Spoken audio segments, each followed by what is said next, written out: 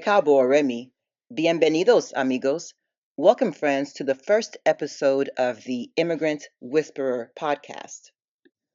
I'm your hostess, Dr. Janet Awokoya, a Nigerian American who understands the roller coaster ride of adapting to a new culture.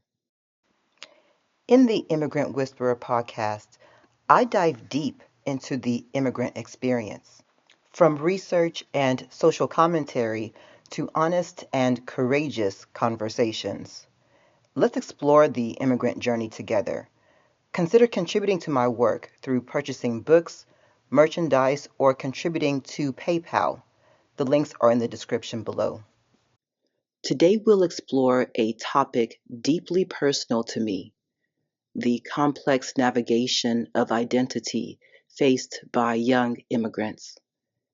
In the first episodes of this podcast, I will be reading my doctoral dissertation entitled, "I'm Not Enough of Anything: The Racial and Ethnic Identity Constructions and Negotiations of 1.5 and Second Generation Nigerians." Let me start by defining first 1.5 and second generation immigrants. First generation are immigrants who arrived in their new country as adults.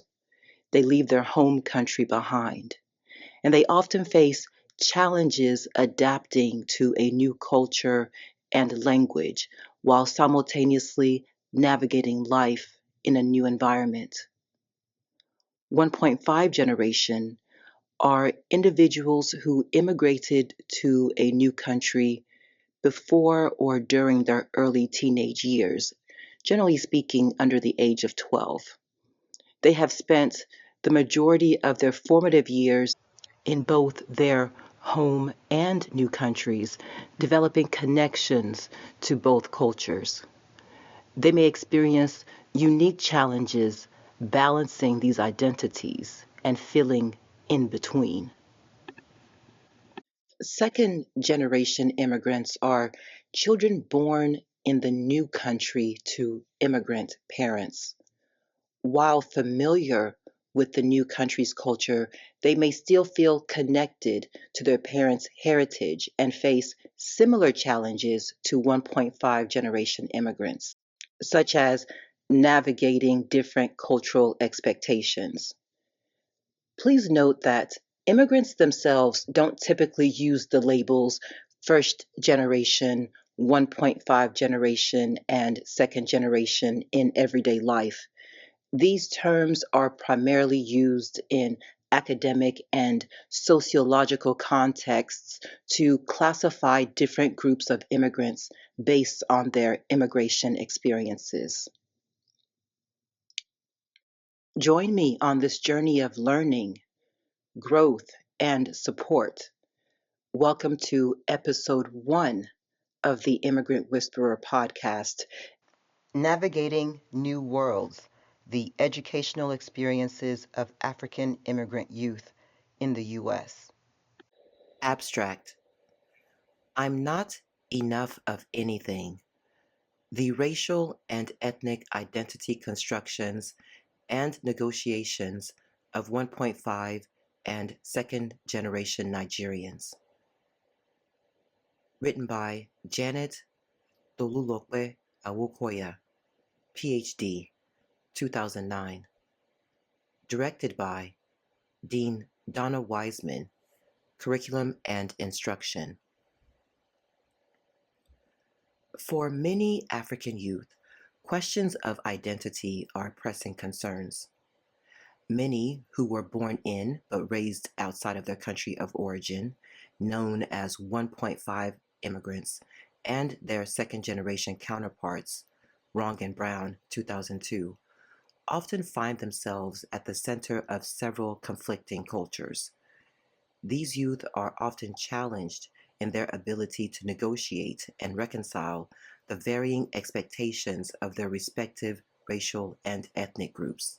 While living in multiple cultural worlds is the experiences of Many minority youth, Phelan et al., 1991, it is uniquely challenging for Black immigrant youth as both their Blackness and immigrant background make negotiating their racial and ethnic identities more challenging than non Black and non immigrant minority youth. Using qualitative methodology, questionnaires, semi-structured interviews, and focus group, this dissertation explored the manner in which 11 1.5 and second-generation college students construct and negotiate their racial and ethnic identities. The research was guided by four broad research questions. 1. How do 1.5 and second-generation Nigerian college students Describe and experience their interactions with Africans and non Africans, peers, family, and school personnel? 2. How do they describe and experience their processes of racial and ethnic identity development? 3. How do their interactions with Africans and non Africans shape their racial and ethnic identity development? 4. How do they negotiate their racial and ethnic identities among Africans and non Africans? The results revealed three major findings that characterized the identity experiences of 1.5 and second generation Nigerian immigrants. First, participants often constructed and negotiated their racial and ethnic identities differently within their families, peer groups, and the schooling context. Second, participants had to learn the meaning of Blackness in the US context, which significantly impacted how they experienced their racial identities. Lastly, participants often felt challenged about the authenticity of their Nigerian identity by both Africans and non Africans alike.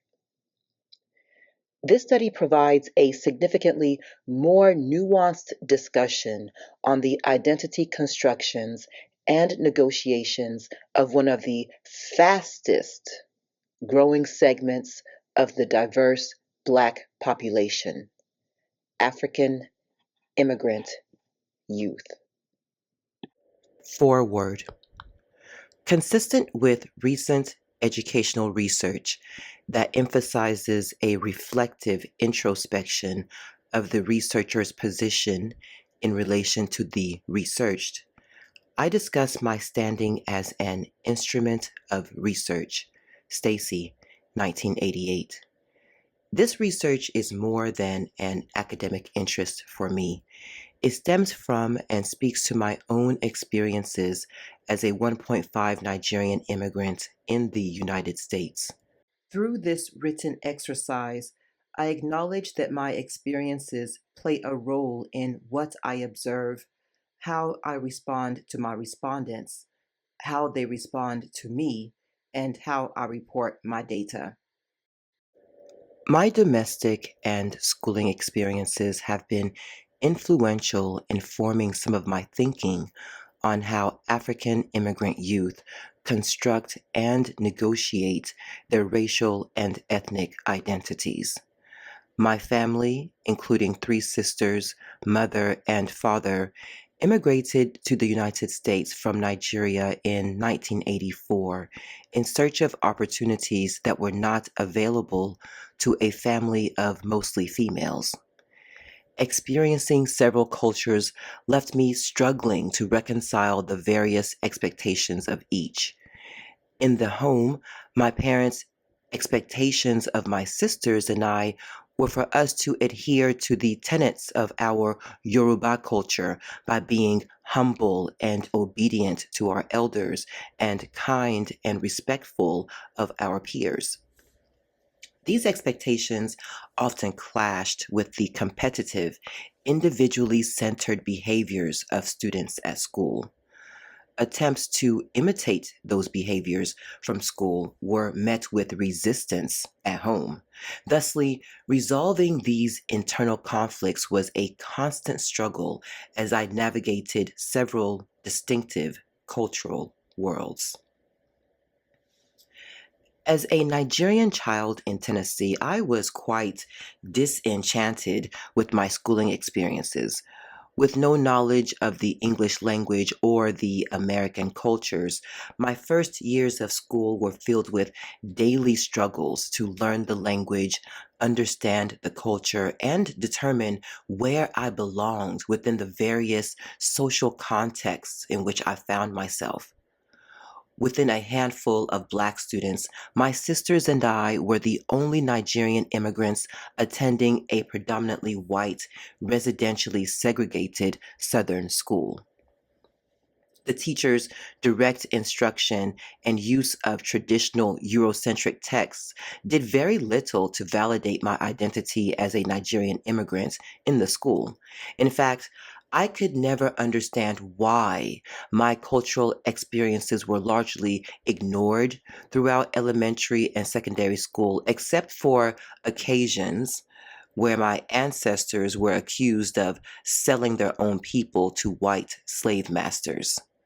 I was asked to bring food for abbreviated, chapter highlighted discussions of Africa, or asked by peers and teachers to translate an African language of which I had no familiarity. For instance, my third grade teacher once asked me in front of my class to translate Swahili. I quietly told her that I spoke Yoruba and not Swahili, to which she responded, "Oh, I thought you all spoke the same languages."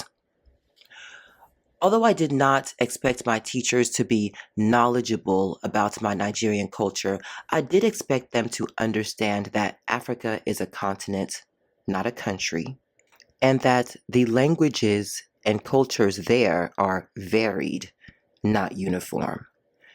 I distinctly recall the disparaging representations of African cultures and people. In the few magazines scattered throughout the library, African communities were exhibited as primitive and indigent, with people wearing little to no clothing. I remember asking myself, why do they represent us like that? I am not like this. My family is not like this. The most painful reality was my peers' internalization of the negative depictions of African peoples, which led to constant criticism and ridicule about my body, my language, my culture, and my family. On a daily basis, I was relentlessly teased about my dark skin, my full lips, and my big behind. Ridiculing and embarrassing questions such as, "Why are you so black?" And "Do you all live in trees and run with lions and tigers?" would be quickly followed with disparaging names such as Jigaboo or African Booty Scratcher and clicking animalistic noises to degrade my language. The constant insults encouraged me to hide or to allow them to erase everything that they deemed to be African.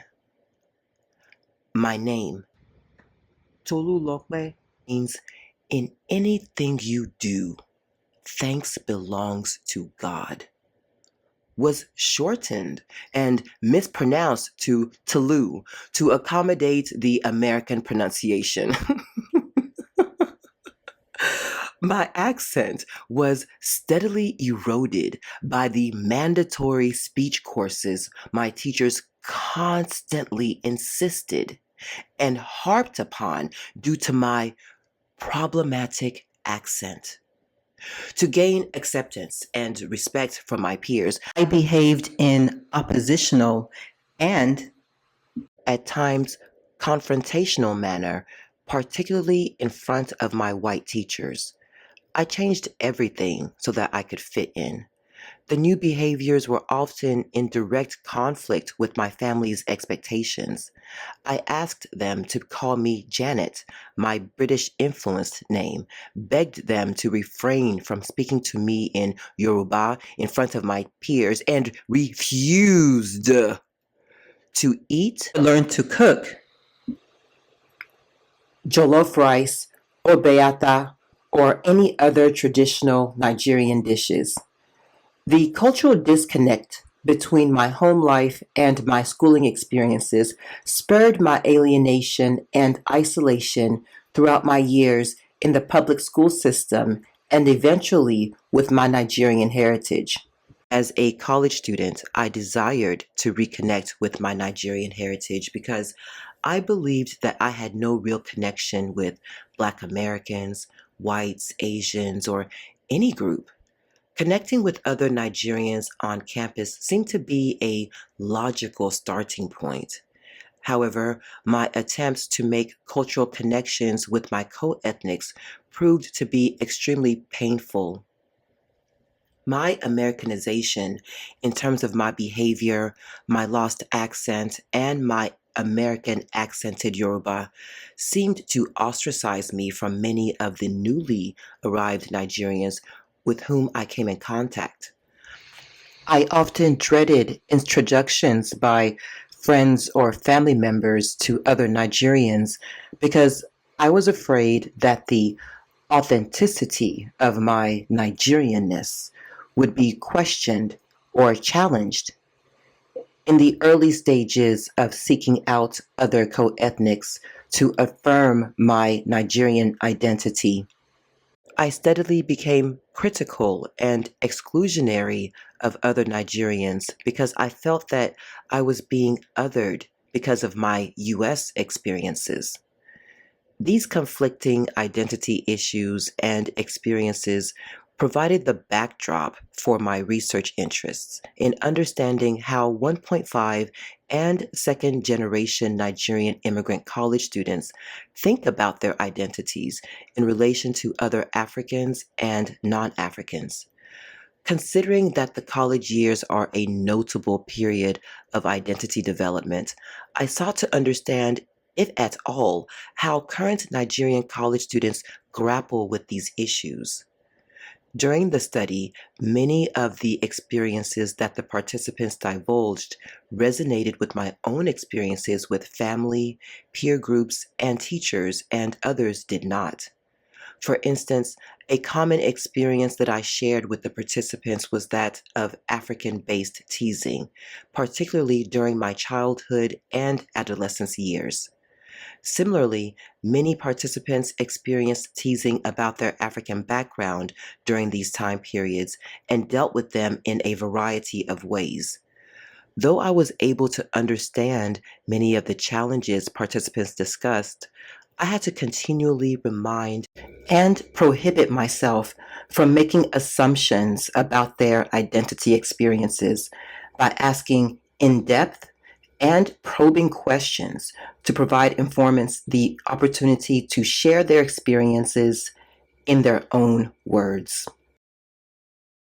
Dedication to my maternal grandmother, Alice Tinuola Fadeyi, who went to be with the Lord on June 6, 2004, and my dear father, John Kunle Awokoya, who left us on November 22nd, 2008.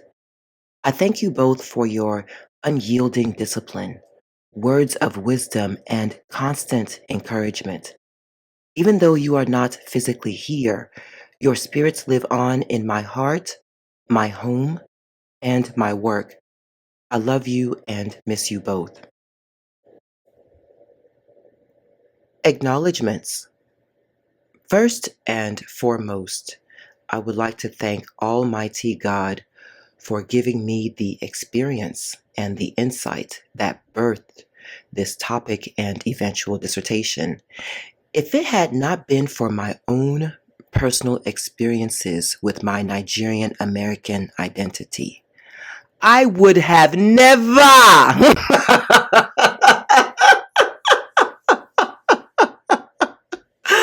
have taken on my graduate program and my dissertation project.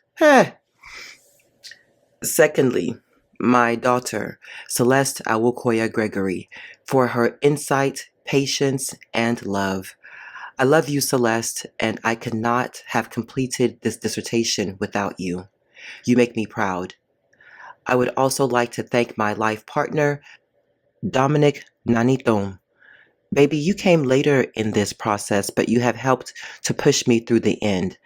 I thank you for listening to me lecture about my research through the night and early in the morning, maintaining the household when I just could not do it, and being a wonderful father to our daughter. I love you. Gratitude goes out to the Awokoya family. Olufumilayo, Beatrice, Momi, Grace, Mary, Margaret, John, Beatrice, Jessica, Hannah, and Wesley for keeping and entertaining Celeste during crunch time, conferences, and summer breaks. We had and have our battles, but we do embody the meaning of Awokoya, a family of friends. I thank and love each of you for being in my life. Special thanks goes to Charlotte Johnson, Hope Fair, Letitia Williams, Sherry Massey, Shanika Coleman, and Bedelia Richards for being good friends and personal advocates for so many years. I would also like to extend a hearty thank you to my family and friends at Parker Memorial Baptist Church and Clifton Park Baptist Church for all the prayers, spiritual guidance, and emotional support that was unconditionally provided during this process. I particularly appreciate Pastor Guy Williams, Pastor Essentino Lewis, Claudette Knight, Nanaya Jabbar, Typha Hibbert, Samuel and Dada Akitobi, Tevan and Marvina Taylor, Glenn Scott, Yinka Bada, and Panisa Johnson for keeping Celeste in the church and active in the youth ministry when her mother was not able. Thank you also goes to Mimi Thomas for her words of encouragement and chastisement during the most interpersonally challenging times. You helped to get me in the graduate program, and you have seen me through it. I thank you. In my academic life, I would like to thank my dissertation committee, Dr. Donna Wiseman, Dr. Tara Brown, Dr. Rosemary Traore, Dr. Dae-Young Kim, and Dr. Sharon Friesbritt. I collectively thank you for approving this dissertation, but particularly for your encouragement, your critical insights, and your specific expertise in your academic areas. Individually, Dr. Wiseman, thank you for your political savvy, your tact, and your understanding during my graduate program and the dissertation process. You have been a role model to me since I first met you, and I thank you and appreciate everything you have done for me. To Dr. Brown, thank you for constantly reminding me of the importance and significance of my research. I thank you for allowing me to use your daytime minutes to talk through my ideas. You never ran short of patience, and you always came at the right time. Thank you. To Dr. Rosemary Traore, I thank you for understanding my research from the very beginning. I appreciate your listening through my thoughts during the times I did not even understand it for myself. I further thank you for looking beyond the dissertation to my future as a scholar. To Dr. Dae-Young Kim, I am continuously impressed by your grasp of immigrant theories and clear understanding of the social and academic experiences of immigrant youth. Your input and words of advice were significant in helping me place my work in the broader research community. To Sharon Friesbritt, I thank you for addressing me with the title of Dr. Awokoya years before I finished the dissertation, for believing in me and seeing me through this process. I would also like to thank Dr. Christine Clark for helping me through my thoughts at the initial stages of the dissertation. I appreciate your holding my hands and being my shoulder to cry on when I did not believe in myself. Thank you. Dr. David Imig, I appreciate your supporting my work and showing a sincere interest in my research topic. We need more people like you supporting graduate students. Thank you, Dr. Immaculate Harushimana. You are a fabulous mentor and friend. You came through on so many occasions, and I will be eternally grateful. Dr. Maria Heiler, thank you for regularly meeting with me to push my thinking, frame my research, flush out my ideas, and organize my thoughts. Dr. Wendy Carter, you literally held my hand and dragged me across the finish line of this dissertation project. I love you and salute you, Drill Sergeant. I also appreciate the support that I received from different members of the College of Education during my graduate study. Thanks and big hugs go to Dr. Stephen Cleese, Dr. Barbara Finkelstein, Dr. Betty Malin, Dr. Carol Parham, Dr. Nellie Stromquist, Dr. Stephen Selden, Dr. Marvin Lynn, Dr. Victoria McDonald, Dr. Linda Valley, Dr. Chauncey Montesano, Dr. Rebecca Oxford, Peggy Wilson, Renetta Hardin, Dr. Cassandra Lewis, Mrs. Elsie Pratt, Letitia Hawkins, Lisa Gill, Sang-Min Kim, Rashi Jain, Summer Clark, Jenny Yearby, Stephanie Goodwin, Mark Brimhall Vargas, and Clarissa Coughlin. You all always had a word of encouragement, a pat on the back, or a smile to offer. Your small gifts of kindness went a long way for me, and I appreciate it. To the initial cohort of graduate students in the Minority and Urban Education program, we have been through some difficulties individually and collectively, but we did it. A special thanks goes to Dr. Simone Gibson and Dr. Thurman Bridges for supporting me through my ups and downs and being a great aunt and uncle to Celeste. Let's continue to rock this research community. I would also like to thank the many benefactors, colleagues, and mentors that supported me through my graduate program, specifically the McNair Scholars Program for introducing me to the world of research, to the Bill and Melinda Gates Foundation for financially supporting me through the majority of my undergraduate and graduate work, and the Southern Regional Education Board for financing me through the last year of my dissertation research. A special thanks goes to my friends in the Promise program at the University of Maryland for support and encouragement through my graduate programs. Special thanks goes to Dr. Janetta Davis, Dr. Renetta Toll, Gloria Anglon, Shauna Smith, Lanissa Joseph, and Maritza Gonzalez. Most of all, I want to thank my research participants for letting me into their lives for this research project. It was your stories that brought my work to life. Thank you.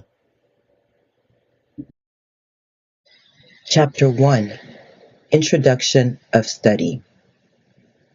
The passing of the Immigration and Nationality Act of 1965 unintentionally reversed a trend in the history of U.S. immigration laws that routinely discriminated against groups seeking entry into the United States based on race and ethnicity. Massey, 1995. This shift in U.S. immigration policies led to a radical increase of new people from primarily non-Western developing societies. While a significant number of these new immigrants came from Asia, Latin America, and all islands of the Caribbean, an impressive number of immigrants have come and continue to come from various African nations, including Nigeria, Ghana, Ethiopia, Sierra Leone, Cameroon, among others. Most recently, researchers have begun to explore the social, economic, and political experiences of the diverse African population in the United States. Arthur, 2000, Obiakor and Grant, 2005. Though many of these experiences are similar to other immigrant groups, some challenges are dissimilar and distinct.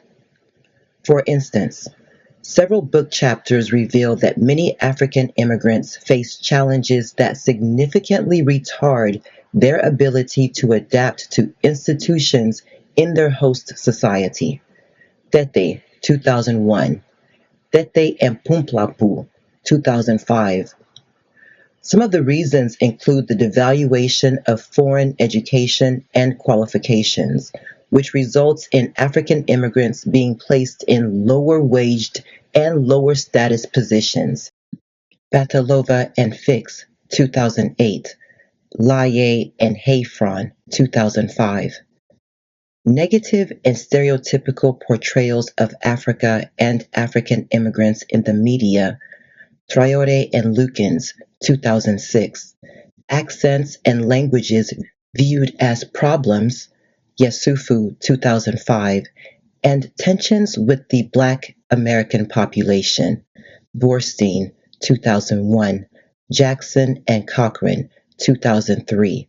Obiakor, Obi, and Grant, 2000. These and other issues complicate adjustment, impact self-image, create disorientation, stifle progress, cause emotional and economic distress, and familial breakdown. Kamya, 1997. As such, the challenges facing many African families directly impact the identity experiences of their children. Researchers often highlight the fact that the home environment is a key context in which identity, particularly ethnic identity, is formed and reinforced. Suarez Orozco, 2004. Immigrant parents often have a static understanding of their heritage culture and thus attempt to raise their children according to certain traditions and gendered expectations in their home. Lopez, 2003. In the context of the household, Black immigrant youth learn from their parents and extended family members their cultural values, practices, languages, and other ways of interacting with members of their ethnic groups. Suarez Orozco, 2004. Finney et al., 2001. These cultural expectations are also reinforced by older siblings, extended family members, or family friends that frequently interact with the family. Suarez Orozco, 2004, notes that these expectations are often heightened when parents feel that they are losing their children to a new culture, and thus they may try to socialize their children with others of the same ethnic group, if possible. However, the parental expectations from the home environment often directly conflict with the expectations of American society, particularly when children leave the home to attend school. As immigrant youth construct their identities in the schooling context, they rely heavily on their peers to affirm their self-perceptions. Finney, 1992. In the case of Black immigrant youth, many are socialized among Black Americans and view Black Americans as a significant source of identity.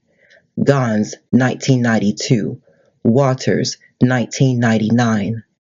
As such, many Black immigrant youth adopt the cultural behavior of their Black American peers.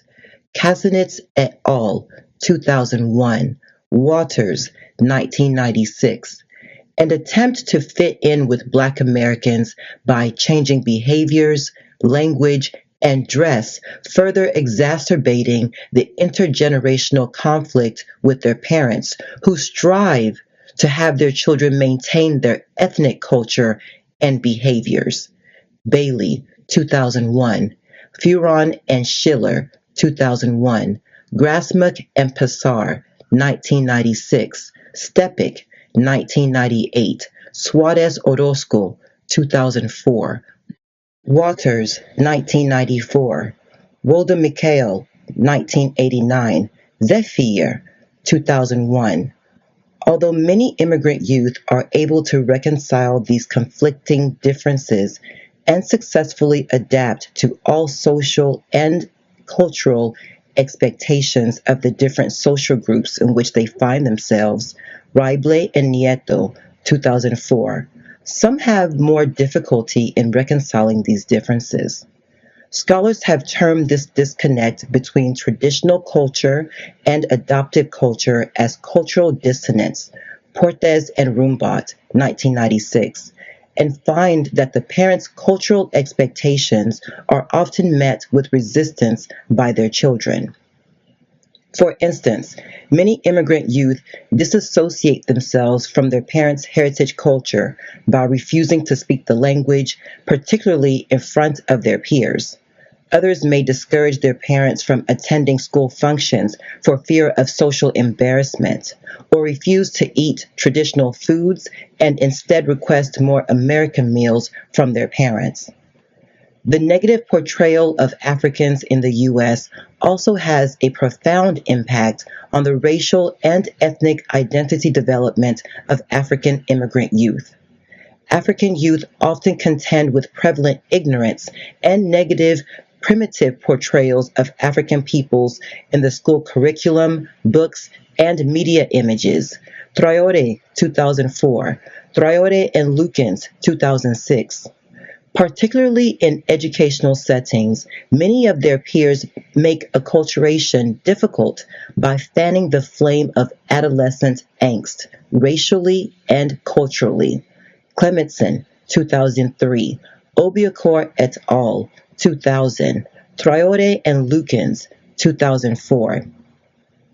Traore and Lukens' 2006 work reveals how African students are relentlessly teased for things like language ability, accents, dress, and skin color, and are frequently perceived as living with wild animals and being carriers of the AIDS virus. In addition, the theme of underdevelopment is often used as a base of ridicule by their American peers. To many Americans, the United States is viewed as a superior and more industrialized nation, and their perception of Africa is often as an underdeveloped and impoverished country. Media images that highlight savage, jungle images of Africa and Africans portraying children with swollen bellies and flies swarming around their dirty faces only serve to reinforce these stereotypes. Resultantly, the negative portrayals of Africa and African peoples are seen and used by American youth to hurl insults at their African counterparts.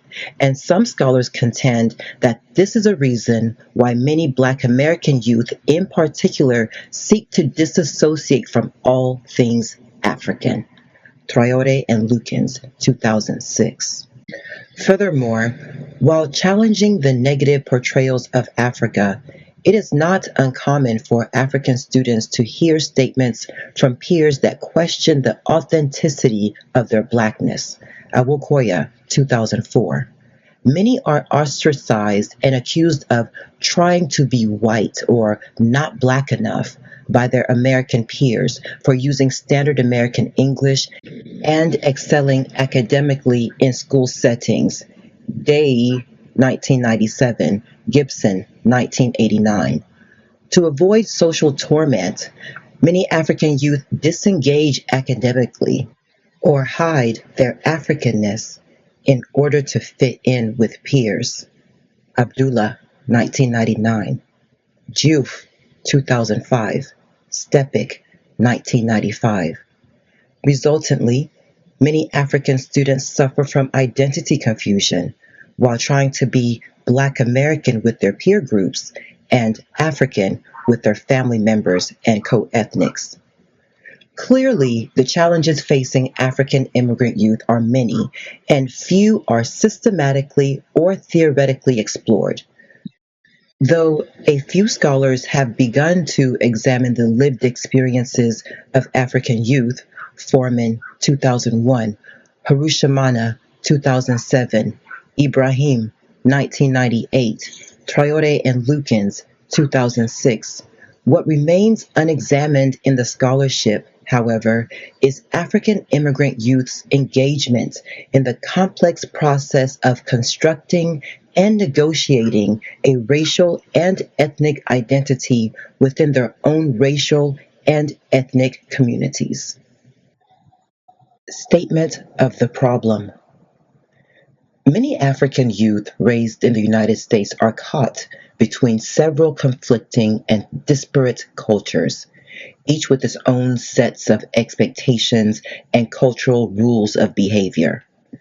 They find they are challenged in their ability to negotiate and reconcile the varying expectations of mainstream American ideals while maintaining the cultural mores and social expectations of their racial and ethnic groups. Prosper, 2006. Stepik, 1998. Zephyr, 2001. As such, their attempts to bridge their worlds are often resisted by Africans and non-African peers who question the authenticity of their ethnic and racial identities. Okwe, a participant in a pilot study about Black immigrants' identity constructions, Awokoya, 2004, captures the frustrations and subsequent sense of unbelonging during her interactions with extended family and a classmate. She states, when family, friends, or children say, "Oh, we don't believe that you're Nigerian," it hurts me because I might not have the perfect accent, because I didn't live there all my life, but I'm still as much Nigerian as they are. I still know as much as they do, believe it or not. But it kind of hurts me sometimes because they'll say, "Oh, you're American." I'm not going to deny that I have Western influences, but they want me to act Nigerian, and I don't understand what they want me to do to show I'm Nigerian. During the same interview, she also discusses an upsetting experience with a schoolmate.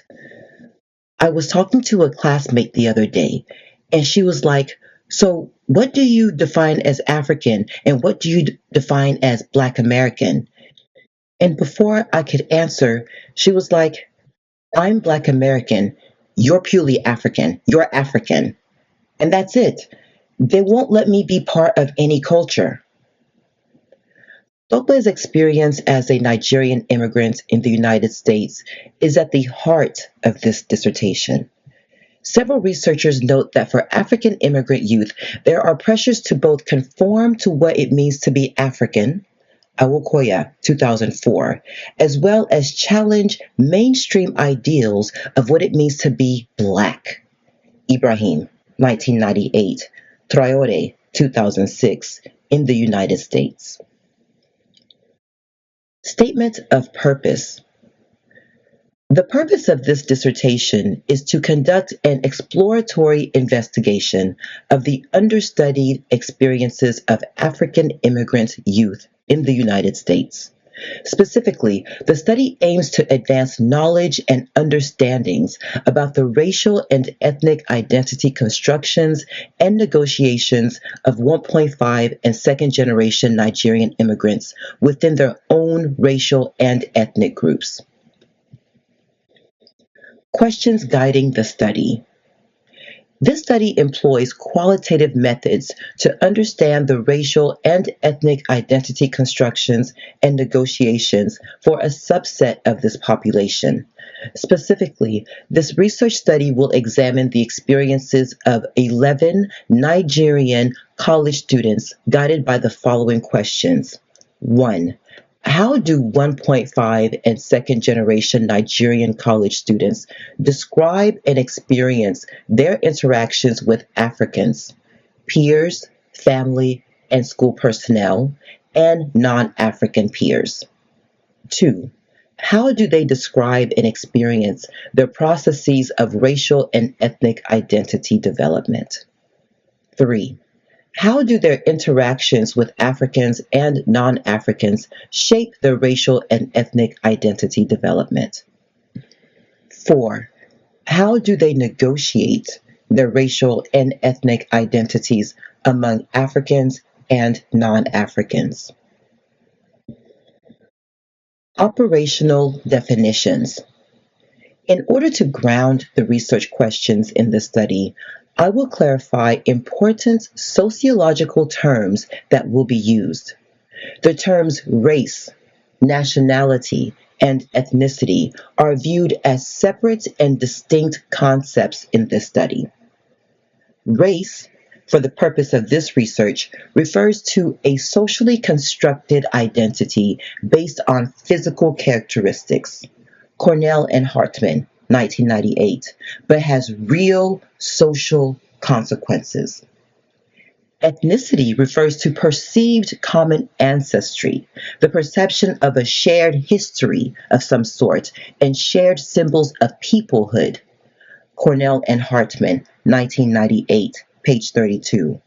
I also borrow from Alba, 1985, and Waters, 1990, who argue that ethnic identity is a dynamic, socially constructed, and socially negotiated process that is highly dependent on social context.